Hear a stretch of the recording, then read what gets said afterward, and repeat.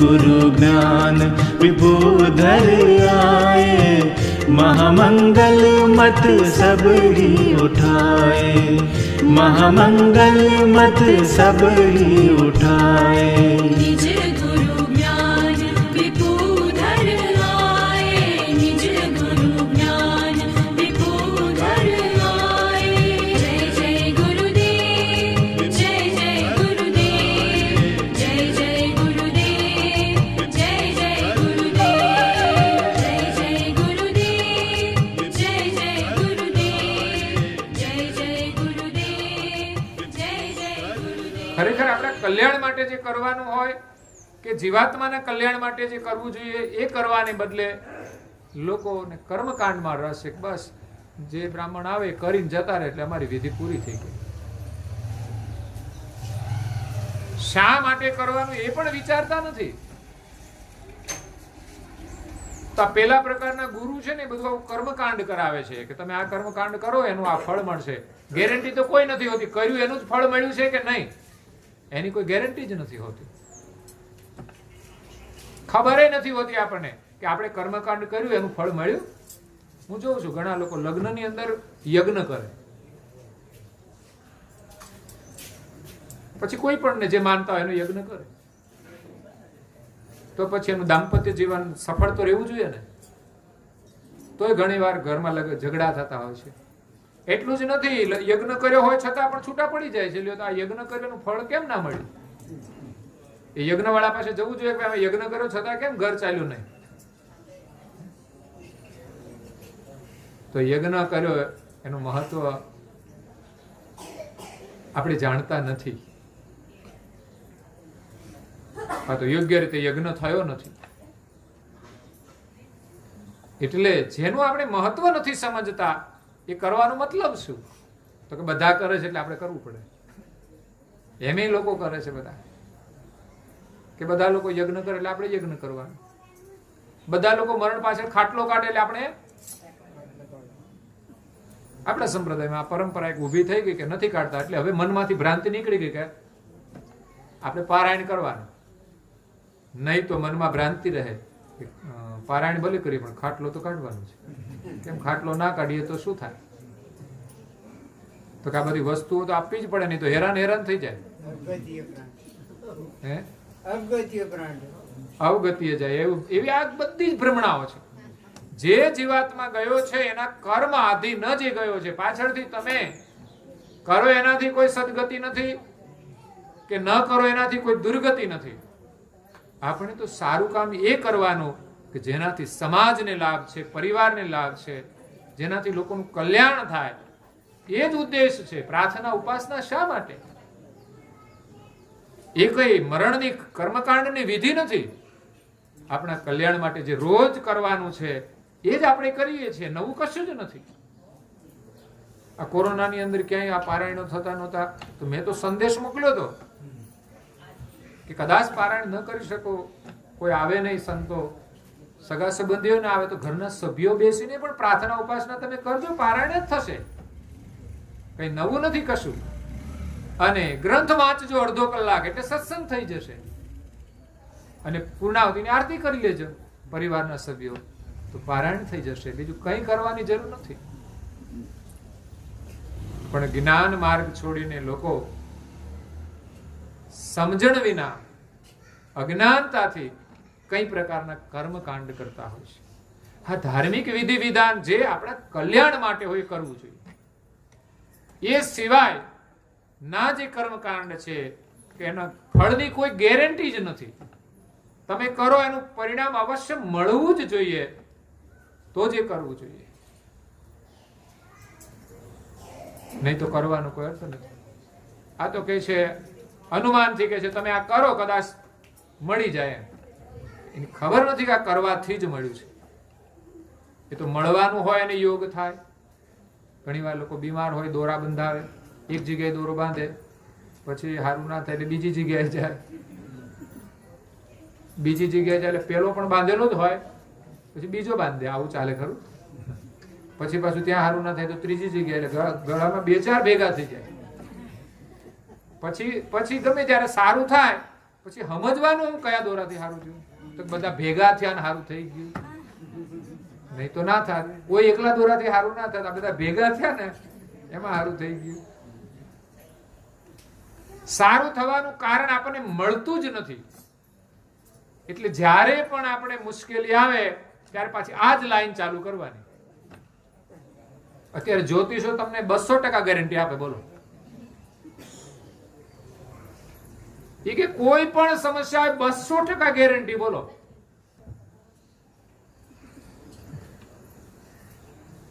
વિશ્વાસ આવે છે કે જાતા હશે લોકો, પણ 200%ની ગેરંટી આપતા હોય તો પછી આપણે બીમાર થઈએ તો દવાખાને ન જવું પડે, ઘરમાં કોઈ સમસ્યા હોય તો કોર્ટમાં ન જવું પડે, પણ આપણે મુલાકાત લેજો દવાખાનાની કે કોર્ટની, ભરચક ચાલે છે બધું. તો આ બધા જ્યોતિષો મોટી આવી એક ન્યાયાલય ખોલીને બેસી જતા હોય, બધા અહીંયા જ આવજો, બધાનું સમાધાન થઈ જશે, નિરાકરણ થઈ જશે, પણ નથી થતું.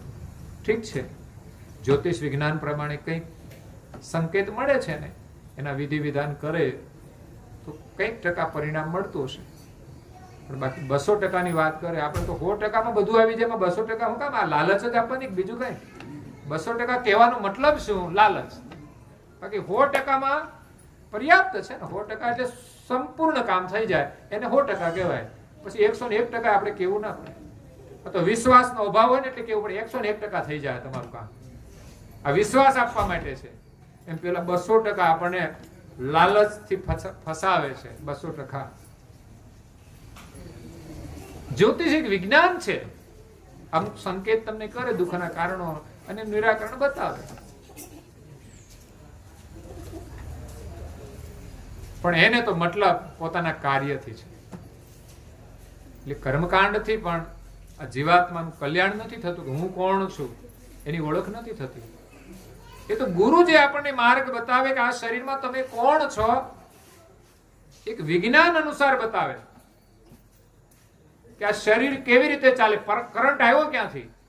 આપણા ઘરમાં લાઈટ છે તો લાઈટમાં કંઈક ફોલ્ટ આવી જાય એટલે તરત લાઈટ વાળો આવે એટલે શોધી કાઢે કે અહીંથી ફોલ્ટ છે.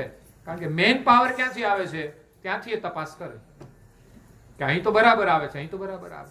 એમ આ શરીરમાં આંખો આપણે જોઈએ છીએ, કાન સાંભળે છે, મુખ બોલે છે, જીભ સ્વાદ લે છે, પણ આ બધો પાવર આવે છે ક્યાંથી? ક્યાં કોઈ તપાસ કરે? આપણે તો સ્વાદ સાથે મતલબ છે અને દુનિયાને જોવા સાથે મતલબ છે, પણ આની અંદર આ પાવર ક્યાંથી આવે છે? જોનારો કોણ છે? આંખ નથી જોતી. એક દિવસ ચાલ્યો જાય છે, આંખ તો એવી ને એવી જ હોય છે, પણ એ જોઈ શકતી નથી કારણ કે જોનારો ચાલ્યો ગયો. કાન તો એના એ જ છે, પડદા અંદર હાજા જ હોય છે, સારા જ હોય છે. એ કોઈના બીજા ફિટ કરે ને તો પાછું કામ પણ કરે છે, પણ સાંભળતો કેમ નથી? કારણ કે સાંભળનારો હોય તો સાંભળે ને. જ્યારે બીજાની અંદર પડદાની મિસ્ટેક થઈ છે એટલે નથી સાંભળતો, સાંભળનારો છે, પણ જો સાધન ખરાબ થાય તો પણ ન સાંભળી શકે. તો બીજાને પડદા લાવીને ફિટ કરે છે તો ચાલતું થઈ જાય છે. પણ મહત્વ મેન શાનું છે? જે સાંભળનારો છે એનું છે, જોનારો છે એનું છે, ભોજનના સ્વાદને માણનારો છે. બસ આ એક મેઇન વસ્તુ છે, એને આપણે ઓળખવાની છે. એનું જ મહત્વ છે.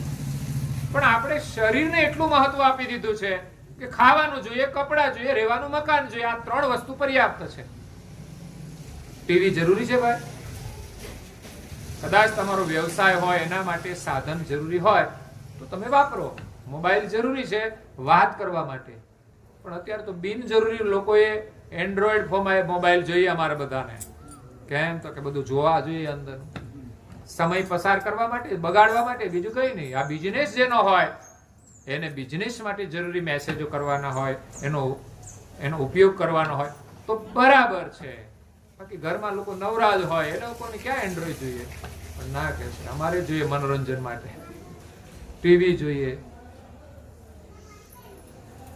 એવા તો બિનજરૂરી ઘણા સાધનો ઘરમાં હશે. બોલો, જુતિયા કેટલા જોઈએ? 1 જોડી, 2 જોડી અને 3 જોડી ચાલો. શિયાળો, ઉનાળો ને ચોમાસું. આ ઋતુ પ્રમાણે 3 જોડી જોઈએ. ચોમાસામાં પ્લાસ્ટિકના ચપ્પલ હોય તો સારું રહે, પેલા ખરાબ ના થઈ જાય. શિયાળા હોય તો ઠંડી ના લાગે એવા, ઉનાળામાં સ્લીપર. પછી આથી વધારે કઈ જરૂરી ખરા? પણ હોય છે લોકો પાસે. પહેલાના લોકો ત્રણેય સિઝનમાં એક જ જોડી ચપ્પલ રાખતા હતા, ત્રણેય સિઝનમાં. પણ આપણે કદાચ સમય પ્રમાણે જોઈએ કે વસ્તુ સારી રહે એના માટે વિચારે તો 3 જોડી. પણ લોકોને તો 10 થી ઉપર હોય છે, 10 થી માંડીને આગળ.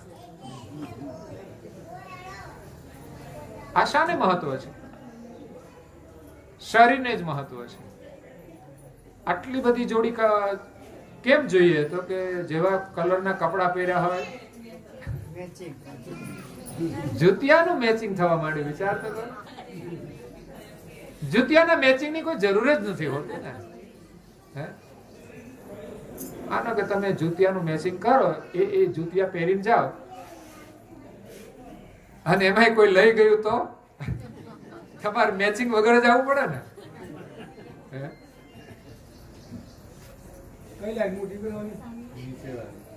એટલે તમારું મેચિંગ રહેવાનું નથી, અને મેચિંગ બગડે નહીં એટલે પછી જુતિયાને હાચવવા પડે.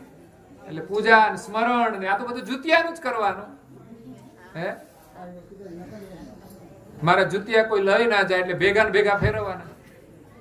હું તો જો આવા પ્રસંગો હોય ને, આ પારાયણ પૂરું થઈ જાય ને પછી આ બધા જુતિયા ભરીને બધા આમાં જ ફરતા હોય, ગાડલામાં જ ફરતા હોય. બોલો,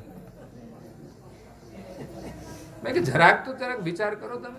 તમારા ઘરના ગાડલા હોય તો તમે નથી વાપરતા, એ રીતે બહારના હોય એટલે ગમે તે વાપરવા. તમે બેસવામાં વાપરી શકો, પણ જુતિયા લઈને તો ના ફરાય ને. ગમે એવા જુતિયા લઈને કોઈના ગાડલા બગાડવાના. ભાડું આપ્યું એટલે હું બગાડવા માટે? કર્મ ચડે છે. તમે ભાડું આપ્યું છે અને એ જ રીતે ઉપયોગ કરી શકો, એ સિવાય જે કોઈ વ્યક્તિ ફરશે એને કર્મ બંધન લાગે છે. આની મર્યાદા રેખા હોય કે અહીંથી જુતિયા અંદર ના આવવા જોઈએ. ઠીક છે, તમારે સ્વતંત્રતા હોય ત્યારે તમે ઘરમાં ઉતારતા હો, બાકી તેની વ્યવસ્થા એની જગ્યાએ જ હોય. કૂતરા અહીં સુધી જ હોય, પછી ઘરમાં આપણે લઈ જઈએ એ અશુદ્ધ વસ્તુ મનાય છે. જુતિયા અશુદ્ધ વસ્તુ મનાય છે, એટલે પછી એ ત્યાં સુધી જ હોય. મંદિરમાં પહેરીને આપણે જઈએ છીએ? નથી જતા, અશુદ્ધ. ઘણા લોકો મંદિરમાં નથી જતા, કેમ? તો અશુદ્ધ. એની વેલ્યુ જુતિયા જેટલી જ છે, એટલે મંદિરમાં પ્રવેશ ન કરી શકે. કોઈ માને વસ્તુ જુદી છે, પણ ઘણા લોકો સ્વેચ્છાએ નથી જતા. મંદિરમાં જવાથી પવિત્રતા મળે છે, એટલે આપણે અવશ્ય જવું જોઈએ. તો શરીરને એટલું મહત્વ ન આપવું જોઈએ. હા, જુતિયા પગની સુરક્ષા માટે જરૂરી છે, એટલે ઠંડી હોય તો એ પ્રમાણે પહેરો, એ જરૂરી છે. પણ મેચિંગ માટે જરૂરી નથી કે નવી જોડ કપડાની લીધી તો પાછા નવા જુતિયા લેવા પડે. ઘણાના ઘરમાં તો તમે જુઓ તો એટલા જુતિયા હોય કે નાની દુકાન થઈ જાય, ઘોડા હાઉસફુલ થઈ જાય. બોલો, ઘરના જુતિયા મુખવાના ઘોડા બનાવ્યા હોય ને એ હાઉસફુલ થઈ જાય. એટલે શરીરને મહત્વ નહીં આપવાનું. હા, જરૂરી છે એ આપણે આપીએ. શરીર આપણું સ્વચ્છ રહે, સ્વસ્થ રહે, અને એને જરૂરી ભોજન, કપડા અને મકાન અને જુતિયા પણ પહેરો.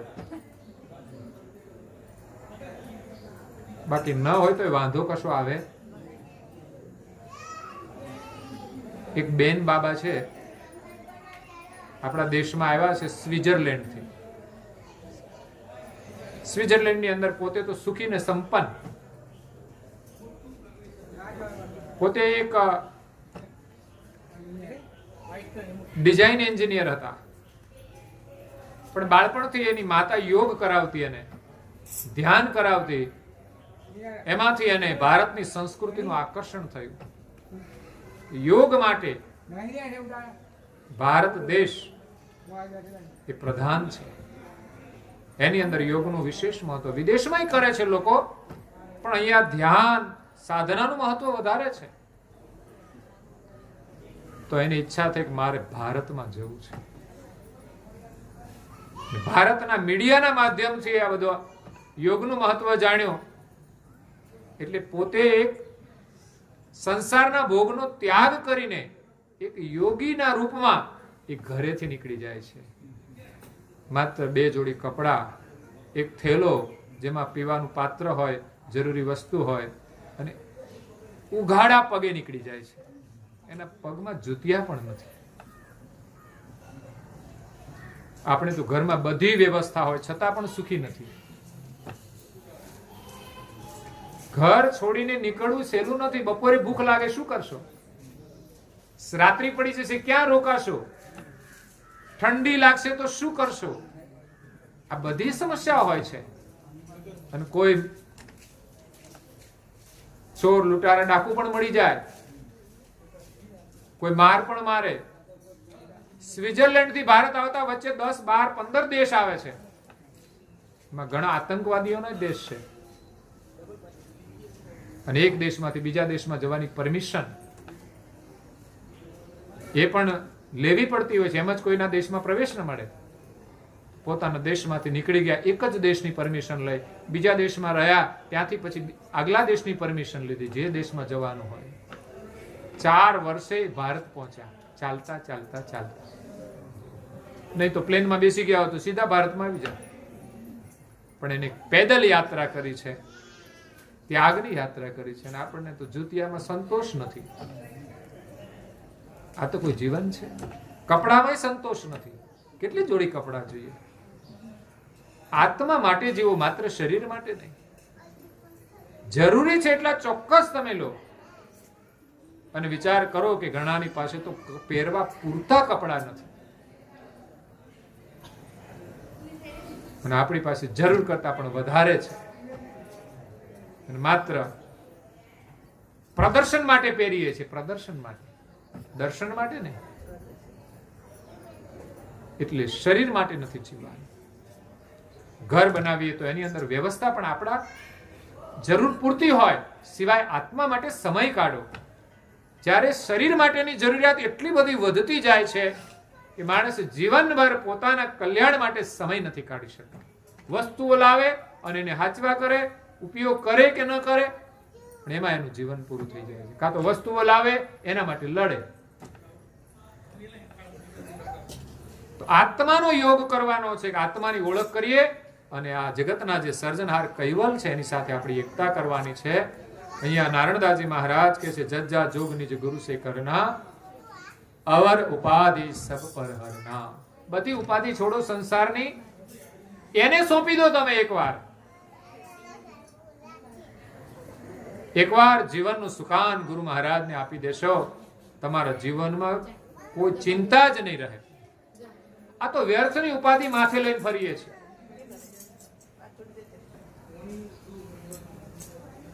એક માજી ટ્રેનમાં જતા હતા, એના માથે વજનદાર પોટલું હતું. ટ્રેનમાં ચડ્યા તો પોટલું માથે જ રાખ્યું છે. કોઈ પૂછ્યું, માજી આ માથે પોટલું લીધું, આ ટ્રાફિક કેટલી છે જોવો તો ખરા, ટ્રેનમાં વજન કેટલો ભર્યો છે. એટલે પોતે માથે લીધું છે, એમ ટ્રેનમાં વજન ઓછો થાય. કારણ કે લોકલ ડબ્બામાં ચડેલા એટલા બધા લોકો હતા ને, એને આટલા બધા લોકો આ ટ્રેનમાં છે કે કેટલો વજન વધી જાય. એટલે તો લગેજ ચાર્જ લેવો પડતો હોય છે ને, કે વધારાનો વજન ભરવાનો નહીં, ચાર્જ ભરવો પડે. એ મુદ્દાનો ચાર્જ ભરવો પડે. એટલે વ્યર્થના માથે પોટલા લઈને ઘરમાં લોકો ફરતા હોય છે કે જાણે ઘર હું જ ચલાવું છું, અને વ્યર્થની ચિંતાઓ કરતા હોય છે. બાળકોની ચિંતા જે કરવી જોઈએ એ કરવી જોઈએ, પણ એ લોકો નથી કરતા. આજે સંસ્કારની ચિંતા ઓછી કરે છે અને સુવિધા સગવડ આપવાની ચિંતા વધારે કરે છે. બાળક વધારે કમજોર બને છે. થોડી એને સહજ પરિસ્થિતિમાં જીવા દો. આપણા જીવનમાં પણ વિકટ પરિસ્થિતિ આવશે તો આપણે કઈ જીવી નહીં શકીએ એવું નથી. ઠંડી આવે તો શું કરીએ? સહન કરવાની શક્તિ આવે જ છે. તાપ હોય તો હું બહાર નહીં નીકળવાનું, ફ્રી એર કન્ડિશનમાં જ બેસી રહેવાનું? ના, તમે બહાર નીકળશો તો તમારામાં અંદરથી ક્ષમતા આવશે જ. એટલે બાળકોને આપણે બહુ જ સગવડ અને સુવિધા આપીને કમજોર નથી કરવાના. એને થોડા સહનશીલ બનાવવાના છે. અને જીવનમાં જે જરૂરી પ્રવૃત્તિ છે એને સંસ્કાર આપવાના છે. એના માટે આપણે પ્રયત્ન કરવાનો છે. બાળક સુખી કેવી રીતે થશે ભવિષ્યનો વિચાર કરો. વર્તમાનમાં પણ કોણ કેવી રીતે સુખી છે એનો વિચાર કરો. જેની પાસે કોઈ સુવિધા અને સગવડ નથી છતાં પણ એ પ્રસન્ન રહેતા હોય છે તો એ સાચું સુખ છે. અને સુવિધા હોવા છતાંય માણસ સુખી નથી દેખાતો વિચાર કરો.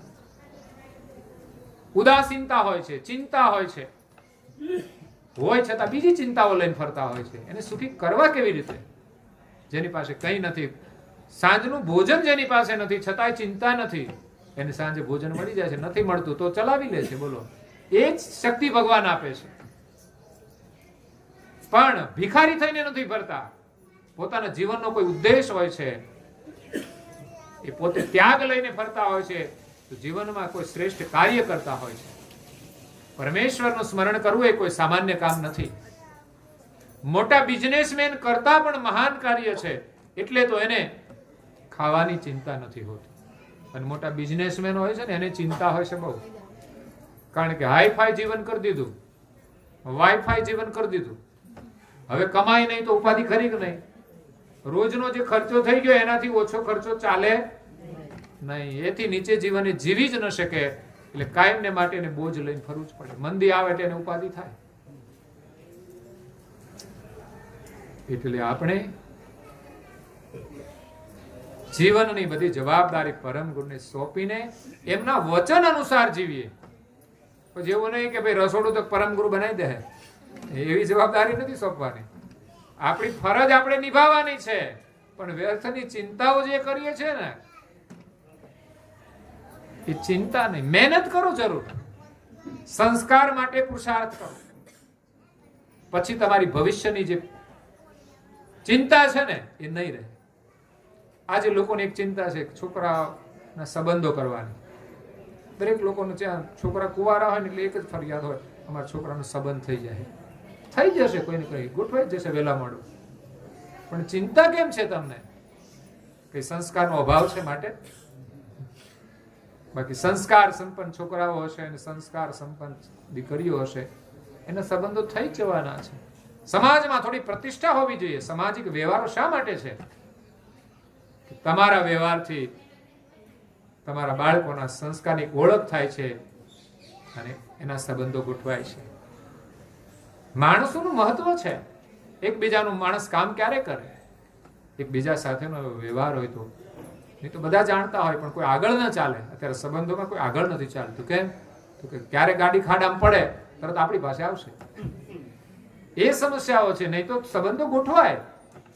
એટલે વ્યવહાર પણ કરવા જરૂરી હોય છે અને એમાં જ આપણી કસોટી છે. અને ભગવાનને જો આપણે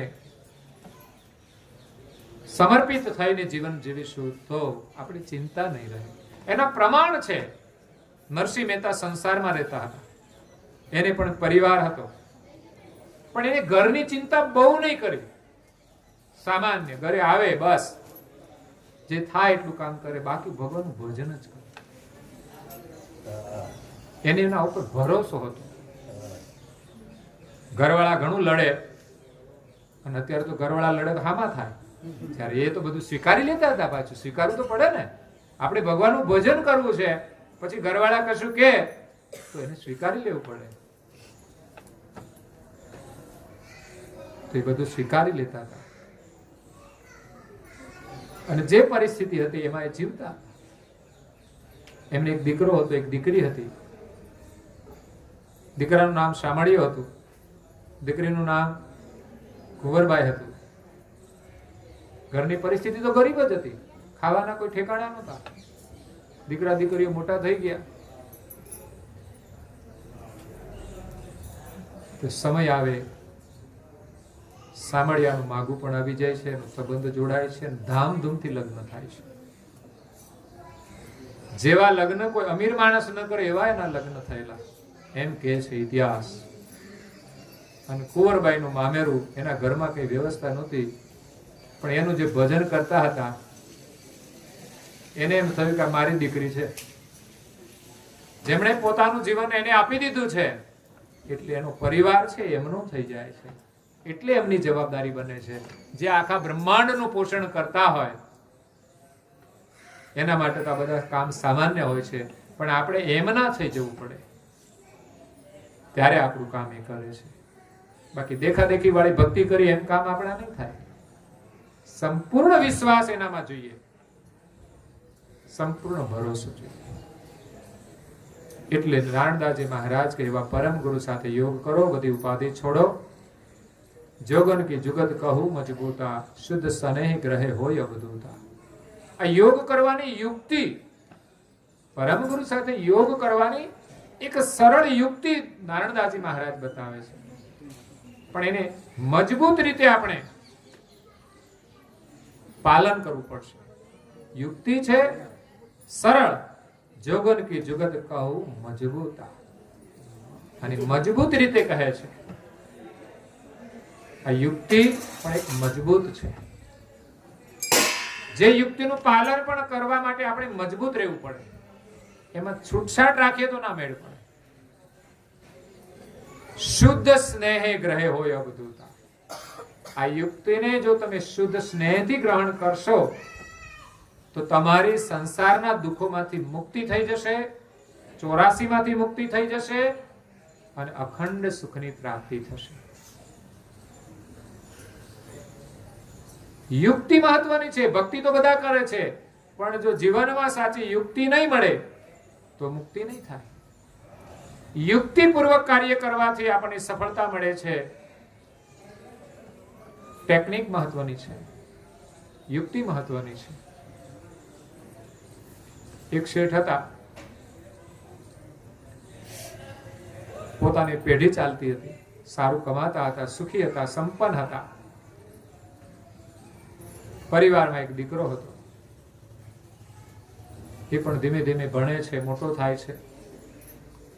નાનો હોય ત્યારે તો પેઢીએ રમવા માટે આવે, આંટો મારવા ક્યારેક. પછી ભણવાનું પૂરું થયું, ધીમે ધીમે પેઢી આવવા લાગી. શેઠને એમ થયું આ જીવનનો કોઈ ભરોસો નહીં, પૈસા પણ ઘણા બધા છે, થોડી જાત્રા કરી લો. અને કરવી જોઈએ.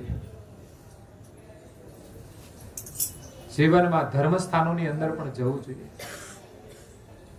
ફરવા તો લોકો જાય છે, પણ ધર્મસ્થાનમાં જવું બહુ મહત્વનું છે. એ પવિત્ર સ્થાનો છે. તો શેઠ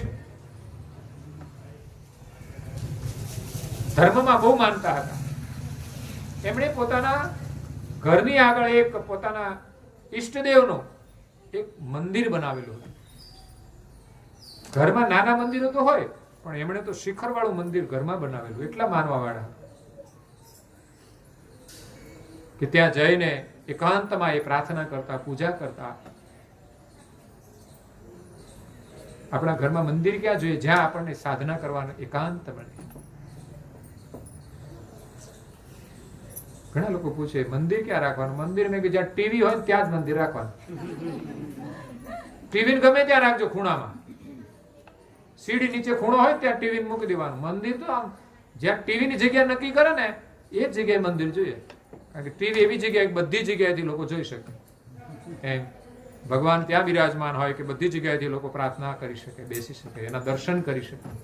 પણ એની વ્યવસ્થા નથી. આપણે મંદિર તો ખૂણામાં રાખો ગમે ત્યાં. ટીવી તો બધા આવે એટલે ખબર પડી જાય આપણા ઘરમાં એક તો ટીવી છે, ચાલુ કરે એટલે બધા જોઈ શકવા જોઈએ. જે ભગવાનનું સિંહાસન છે ને ત્યાં ટીવી ગોઠવું છે, બધાના ઘરમાં ત્યાં છે. અને ખર્ચો એટલો કર્યો હોય સિંહાસન જેટલો. અને મંદિર ગમે ત્યાંથી રેડીમેડ લઈ આવે, એના માટે કોઈ વધારે ખર્ચો નહીં. એની શું જરૂર છે? ભગવાન તો કે મંદિર ગમે એવું હોય, ટીવી ફર્નિચર ની ક્યાં જરૂર છે? નહીં ચાલે ફર્નિચર વગર, ખોટા જ ખર્ચા છે.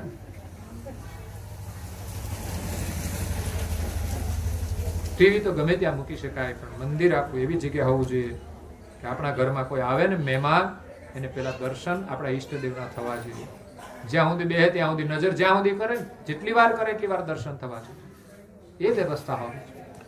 એને જોઈને પણ એનું મન પ્રસન્ન થવું જોઈએ.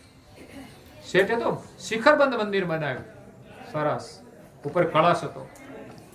અને જ્યારે શેઠ જાત્રાએ નીકળ્યા ત્યારે એક ચિઠ્ઠી લખીને ગયા કે મારા દીકરાને ભવિષ્યમાં કંઈ ધનની જરૂર પડે તો એ સમયે બેંકો નહોતી, તો એમણે લખ્યું કે ઘરના ફળિયાની અંદર જે મંદિર છે એના શિખરના અંદર કે છે આ ધન મૂકેલું છે મારું, જ્યારે પણ મુશ્કેલી આવે ત્યારે ઉપયોગ કરવો. અને આવી વ્યવસ્થા આપણી અત્યારે બેંકમાં છે, બેંક બેલેન્સમાં છે. કોઈ દાગીનાની અંદર રોકાણ કરતા હોય, લોકરમાં મૂકી દેતા હોય, એમ પેલાના સમયની અંદર આ શેઠે કે મંદિરના શિખરની અંદર ધન મૂકેલું છે, મુશ્કેલી હોય ત્યારે એનો ઉપયોગ કરવો. શેઠ તો જાત્રાએ નીકળી ગયા, એને એમ હતું કે આ શરીરનો કોઈ ભરોસો નહીં. એમાં જ જાત્રામાં ગયા અને અડધી યાત્રાએ શરીર છૂટી ગયું.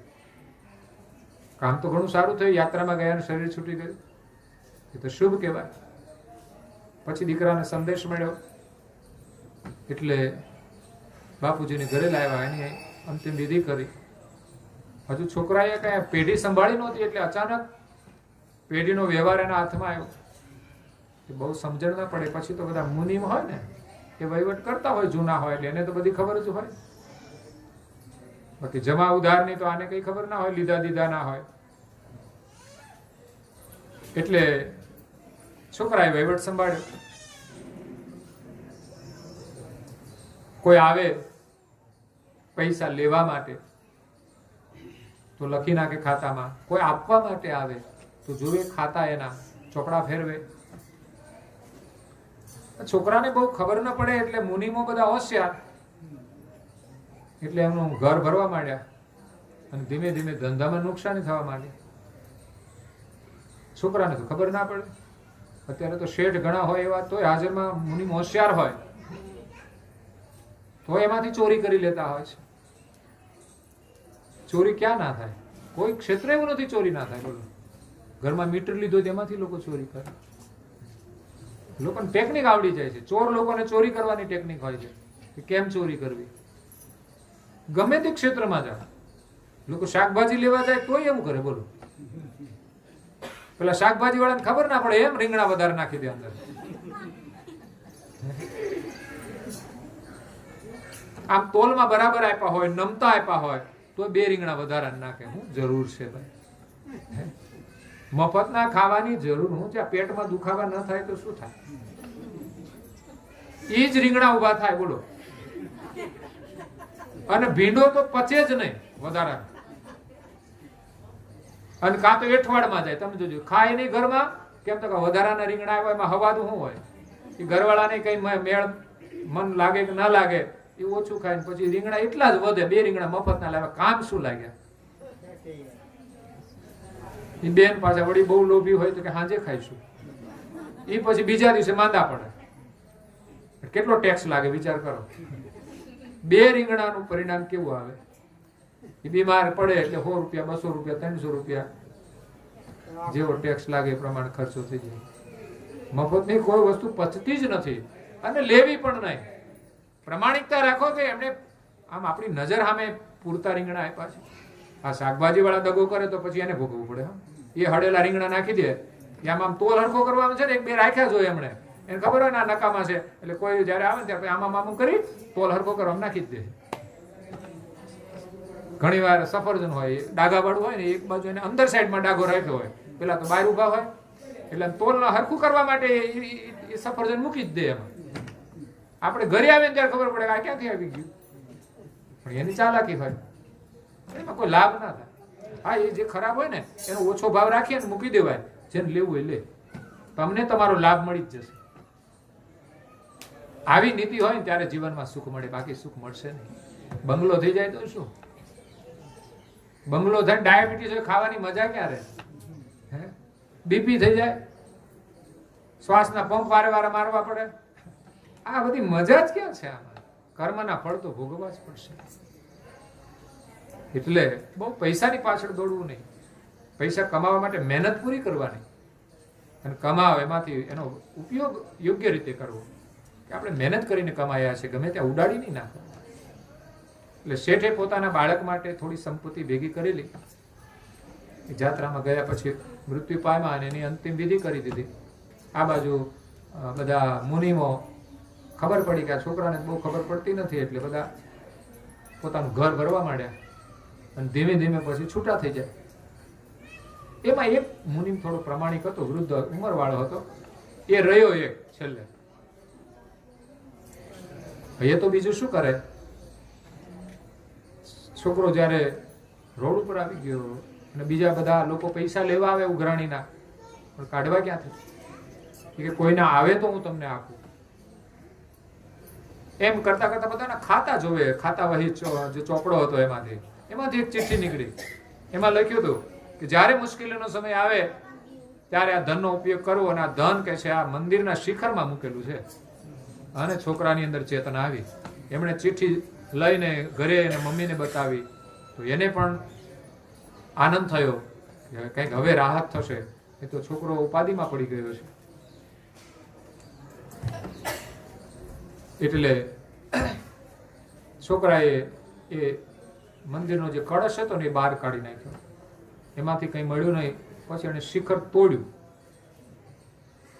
તો એમાંય કશું હતું નહીં. છોકરો તો નિરાશ થઈ ગયો. એમાં પાછું લખ્યું હતું કે અહીંયા શિખરની અંદર આ ધન આ દિવસે આ તારીખે અને આટલા વાગે આ મૂકેલું છે અને એ સમયે કાઢવું. તો આપણે સમય જોઈને કર્યું પણ કઈ ધન મળ્યું નહીં. ઉદાસ એટલે થઈ ગયો. એક તો એની પાસે પૈસા હતા નહીં, શિખરને તોડી નાખ્યું, હવે નવા બાંધવાના પૈસા છે નહીં, તો મોટો દોષ લાગે. એ વધારે ચિંતામાં પડી ગયો. એમણે તો છોકરા એને મમ્મીને કહ્યું કે આમાં તો કશું છે નહીં. એને મમ્મીને વિચાર આવ્યો કે આપણા મુનિમને વાત કરો, જે ઉંમરવાળા છે, સમજણવાળા છે. તો મુનિમને વાત કરી. એ મુનિમ ત્યારે તો રિટાયર્ડ હતા, એમના ઘરે હતા, અને આમને પાછળથી ચિઠ્ઠી મળી એટલે એમણે તો આ કામ કરી નાખ્યું. પછી મુનિમ પાસે ગયો એમના ઘરે, અને એમણે ચિઠ્ઠી બતાવી કે જો આ ચિઠ્ઠી મળી છે, મારા બાપાએ લખ્યું છે કે આ દિવસે આટલા સમયે આ મંદિરના શિખરમાં આ ધન મૂકેલું છે, અને અત્યારે અમારે બહુ જરૂર છે પૈસાની. અમે શિખર તોડી નાખ્યું પણ કે છે ધન તો મળ્યું નહીં. એટલે શેઠે કોડવડ ભાષાની અંદર આ સૂચના લખેલી હતી. નહીં તો ગમે એના હાથમાં આવી જાય તો કોઈ કાઢી લે, પણ એક સાંકેતિક ભાષામાં એમણે આ સૂચના લખી હતી, ગમે તે ના કાઢી શકે. એટલે આ મુનિમ થોડા હોશિયાર હતા. એમણે એમને કહ્યું કે તમારા પિતાજીનો આ જે લખવાનો હેતુ છે એ સાંકેતિક છે. જો શિખરમાં જ હોત તો એને આ તારીખને સમય લખવાની જરૂર નહોતી. એ સમય પરથી એને ખ્યાલ આવ્યો કે આ દિવસે આટલા વાગે આ ધન તમારે કાઢવાનું. એટલે તમારે પહેલા તો એ સમયની પ્રતીક્ષા કરવી પડશે. તો છોકરાએ હિંમત રાખીને પ્રતીક્ષા કરી. ધન તમને અવશ્ય મળશે. તો એ ઉનાળાનો સમય હોય, શિયાળાનો હોય, સમય જુદો જુદો હોય. એ સમય આવ્યો, એ જ દિવસે એ સમયે એ મુનિમ ત્યાં આવ્યા અને કહ્યું કે આ મંદિરના જે શિખર છે એના કળશની અંદર આ ધન મૂકેલું છે. એટલે આ કળશ આ સમયે જે જગ્યાએ સૂર્યના પ્રકાશથી એનો પડછાયો પડે છે એ જગ્યાએ તમે ખોદકામ કરો. એટલે એ શિખર, પડછાયાનું જે શિખર છે એમાં ધન મૂકેલું છે. જમીનમાં લોકો ધન સાચવતા અને ખોદકામ કર્યું તો એમાંથી એને ઘણું બધું ધન મળ્યું કે ફરી એનો જે ધંધો હતો એ પાટા ઉપર ચડી ગયો, ખુશ ખુશ થઈ ગયા. એમણે તો મુનિમનો ઉપકાર માન્યો. સાંકેતિક ભાષા સમજવી બહુ જરૂરી છે. જો એ મુનિમ ન મળ્યા હોત તો આ છોકરાને ધન પણ ન મળત અને સુખી પણ ન થાત. છોકરાઓની પાસે બુદ્ધિ હતી, પણ એ માત્ર બહારનો વહીવટ કરવાની બુદ્ધિ હતી. આ સાંકેતિક ભાષા સમજવાની સમજ નહોતી એની પાસે. પણ એને મુનિમ મળ્યા તો એના દ્વારા એને આ ધન મળ્યું અને સુખી થયા. આપણા જીવનની પરિસ્થિતિ પણ આવી જ છે. આપણી પાસે બહુ બુદ્ધિ છે, બધાને સલાહ આપી એવી બુદ્ધિ છે, પણ આપણી પાસે રહેલું ધન એ ક્યાં છે એની આપણને ખબર. આપણું આત્મધન છે એ જ શ્રેષ્ઠ ધન છે. આ તો બધી જડ વસ્તુઓ છે અને જડ વસ્તુમાં સુખ નથી, આપણે માનેલું છે. આપણને જે ગમે એમાં આપણને સુખ લાગે છે. આપણી પાસે મોબાઈલ સારો છે, પણ બીજાનો સારો મોબાઈલ જોઈને આપણને આમાં મજા નથી, આમાં સુખ છે. કઈ ફરક છે ખરો? એમાંય હોય કે પછી પેલું આવે છે કે આઈફોન, યાદ મોડા મોડા આવે. લોકોને આઈફોન નો મોહ વધારે હોય છે. એમાંય તો કે એમાંય નહીં, સંબંધ થાય એટલે એમાંય ને પોતે એમાંય જ વાપરતા હોય, પણ સંબંધ થાય એટલે આઈફોન જશે. આઈફોન ના આવે તો કે અમારો સંબંધ રહેશે, આઈફોન હારે જ લગ્ન કરી લે ને, એની જોડે હું કામ કરવા જોઈએ?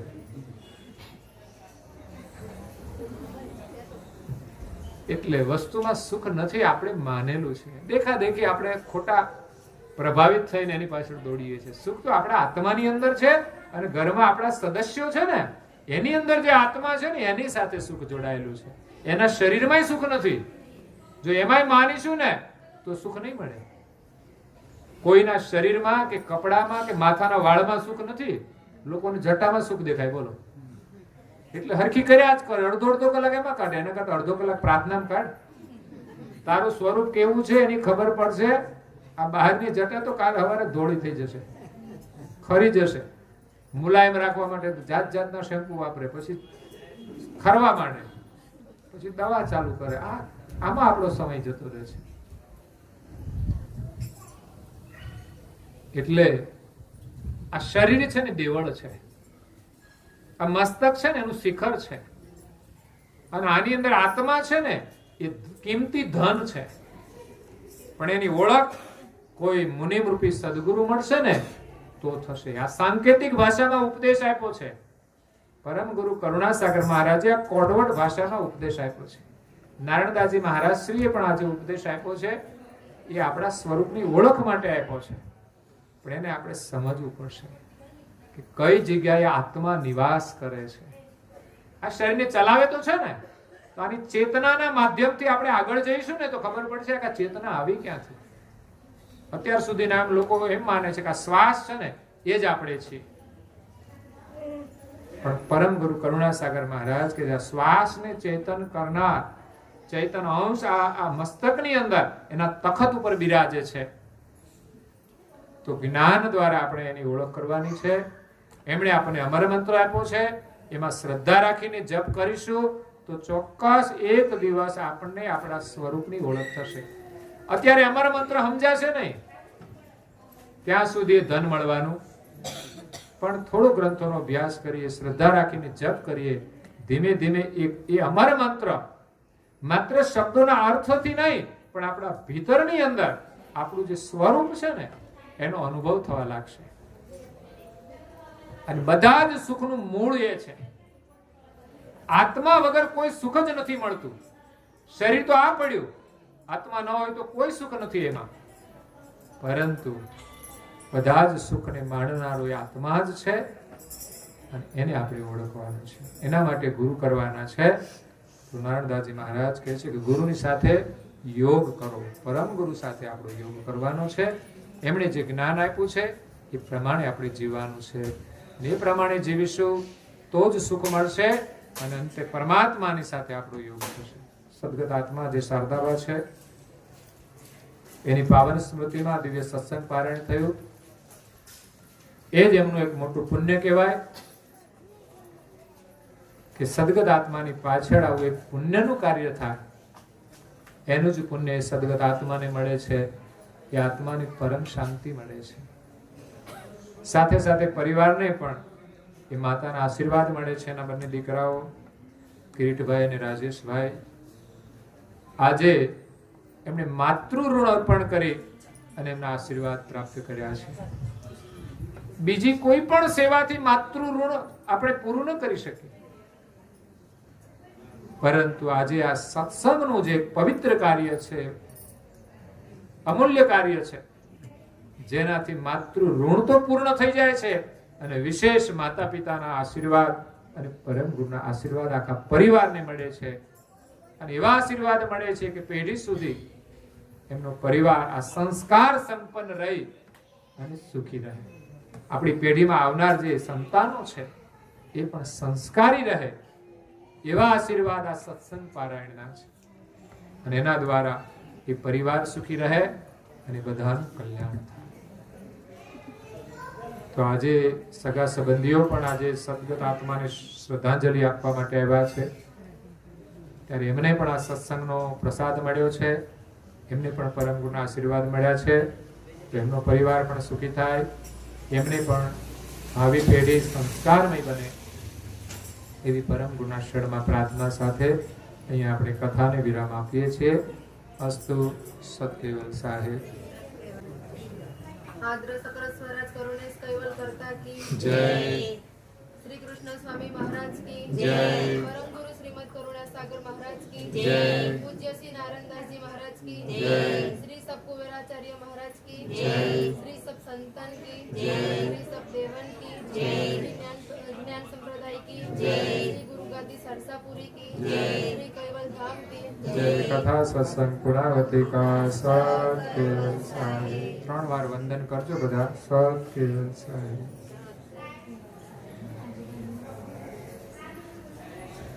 કૈવલ હંસો સત્કેવલ સાહેબ. બોલો જો. આજુબાજુ વાળાને પણ 2 હાથ જોડીને કહેજો સત્કેવલ સાહેબ, સત્કેવલ સાહેબ. આટલી ખુશી મળતી હોય તો શા માટે ન કહેવું જોઈએ?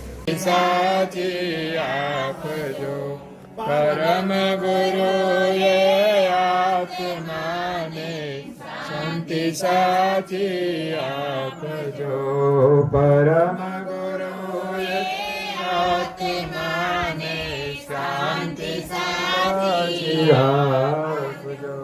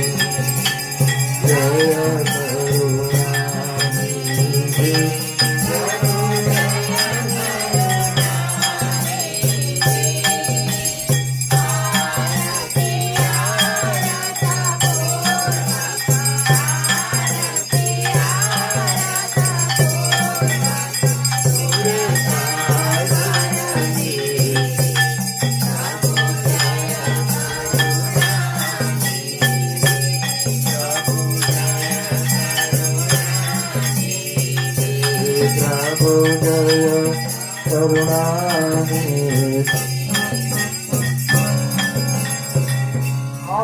मुक्त द्वार के श्री ब्रह्म क्षेत्र के श्री सचिदानंद शाखा के श्री अचंत अखाड़ा के श्री अभिगत गादी के श्री बाल तिलक के श्री रसोई कराए उनके श्री उनके माता पिता के श्री उनके बाल गोपाल के श्री उनके गुरु गोविंद के श्री गुरु आदि सारसापुरी के श्री कैवल धाम के श्री दाता भोक्ता के श्री बोल नारे गुरु महाराज श्रीमत करुणा सागर महाराज की जय कैवल धाम की जय जगदासी महाराज की जय धर्मव्यदासी महाराज की जय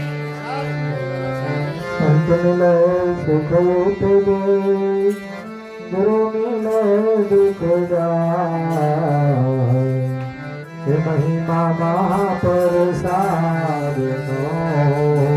पार प्रीत लगाई परम गुरु को स्वामी के गए जय बोलो सब संतन के